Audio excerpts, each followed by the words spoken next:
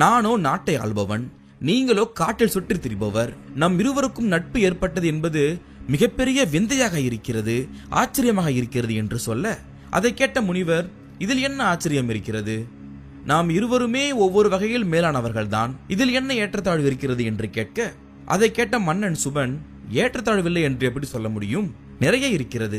நான் அரசன், உடல் பலம் இருக்கிறது, பலரையும் வெல்வேன், பணபலத்தால் நிறைய பேருக்கு உதவி புரிவேன். அதே சமயத்தில் உங்களை போன்ற முனிவர்களை வாழ வைப்பதும் என் போன்ற மன்னர்கள் தானே, வித்தியாசம் இருக்கிறதல்ல என்று அவன் சொல்ல, அவனுடைய இந்த பேச்சு முனிவருடைய மனதை முள்கொண்டு தைத்தது போல இருந்தது. நீ பேசுவது எனக்கு வியப்பாக இருக்கிறது.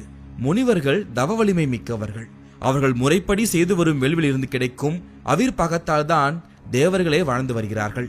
தேவர்களுக்கே இந்த நிலை என்றால் உன் போன்ற மன்னர்களை பற்றி எல்லாம் சிறப்பாக சொல்ல வேண்டுமா என்ன? என்னை போன்ற தவ வலிமை பெற்றவர்களிடம் உன் போன்றவர்களுடைய வீரமும் பராக்கிரமும் என்ன செய்ய முடியும் என்று நினைக்கிறாய் என்று முனிவர் கேட்க, அதை கேட்டதும் மன்னனுக்கு ஆத்திரம் வந்தது. எங்களிடம் யாசகம் பெற்று வாழ்ந்து வரும் உங்களுக்கு இத்தனை ஒரு ஆணவமா? என்ன ஒரு ஆணவ பேச்சு என்று மன்னன் கேட்க, முனிவருக்கும் கோபம் வந்துவிட்டது. என்னை போன்ற தவ முனிவர்களிடம் அருள் இல்லாமல் உன்னை போன்றவர்கள் ஆட்சி புரிய முடியாது. இது புரியாமல் இருக்கிறாய் என்று ஏளனமாக சொல்லியபடியே தன்னுடைய கரத்தால் அவருடைய தலையில் விளையாட்டாக நட்பாக தட்டினார். அவ்வளவுதான்.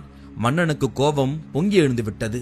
நாடு போற்றும் மன்னன் நான், என்னை நீங்கள் அடிப்பதா என்று ஆவேசம் வந்தவன் போல எழுந்து அவரிடம் இருந்த வஜ்ராயுதத்தை எடுத்து அவருடைய மார்பை நோக்கி எறிந்தான்.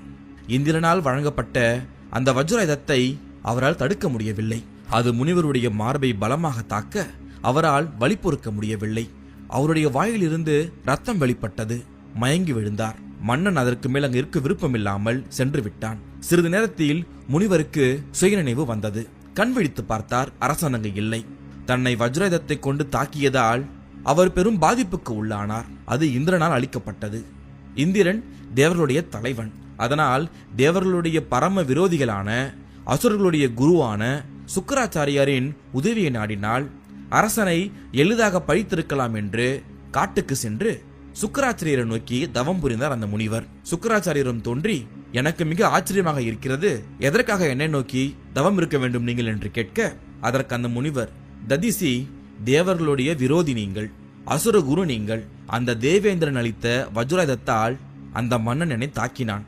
அதனால் அந்த ஆயுதத்தால் எனக்கு தீங்கு நேராதவாறு தாங்கள் தான் அதற்குரிய ஆற்றலை தர வேண்டும் என்று கேட்க, அதை கேட்ட அவர், உங்களுக்கு நேர்ந்த சங்கடத்தால் நீங்கள் கொஞ்சம் தடுமாறி போயிருக்கிறீர்கள். அத்தகைய ஆற்றல் அளிக்க வல்லவன்